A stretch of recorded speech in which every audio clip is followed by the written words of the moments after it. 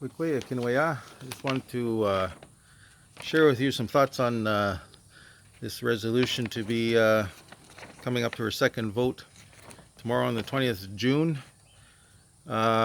It's a resolution regarding separate processes, and that resolution is, I agree with most of the resolution, but there's a couple of parts in it that I think are something that should be a serious concern for folks.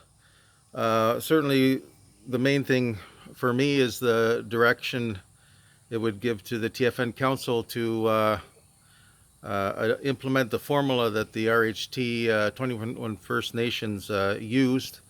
And to me, if anyone's following what's going on in those communities, it's clear that that should be some place that we don't want to go. It was an incomplete formula, leaving some to the parts of the community, which caused issues.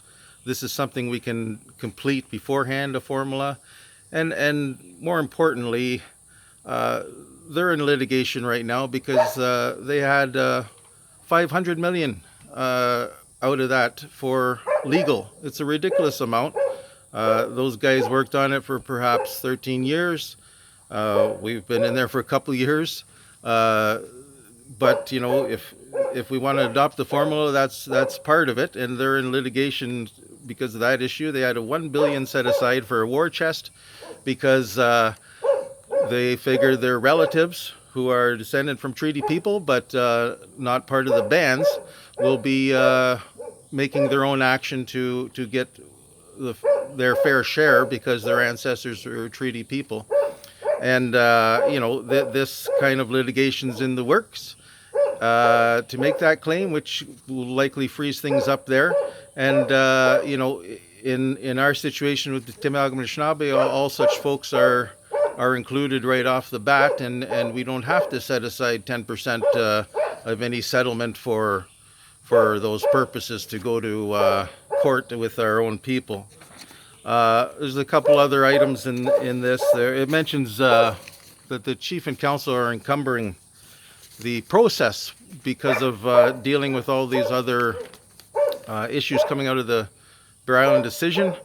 The mover, Arnold Paul, has suggested that, and to me, I was second chief with Arnold in 2017 when a letter was drafted to the government to begin negotiations again, because Arnold asked who created this table. It was you, Arnold, that created this table. They're talking about annuities like it's a separate issue, but in the letter Arnold signed, talks about coming back to the table, among other things, to deal with the compensation for the augmentation of annuities payable under the treaty. Now, we were saying this in 2017 before Justice Hennessy even made a decision on the RHT. We knew it's part of that Bear Island decision. That's what it says in there. So if you're wondering why the table started, Arnold Paul started the table, and why are we talking about annuities there? That was something that he included as part of the topics of concern at that table. So to claim now that the current chief and council are encumbering the process by dealing with the other issues, that's being disingenuous. And so that part of the resolution, it doesn't, it's not a significant part like the RHT formula, but it's just not true. And I want to share that with the members. So I'd encourage members to come out and oppose this particular resolution tomorrow. Because it would be sending us in a wrong direction and just causing more turmoil with this trying to build our own formula, and essentially just slowing the process down. We have a direction in March to speed it up, and that's what I'd like to see happen. Miigwech.